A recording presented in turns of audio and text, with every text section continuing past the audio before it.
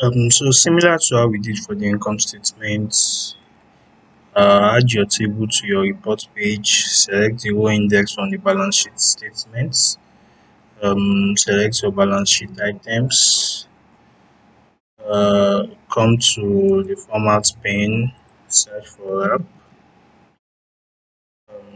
turn on the values wrapping, uh, use this, also turn off the columns wrap. You have and then sort it by index, sorting ascending. So our template it's already showing perfectly.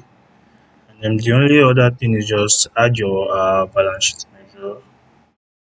Then my year slicer, add my year slicer somewhere here. So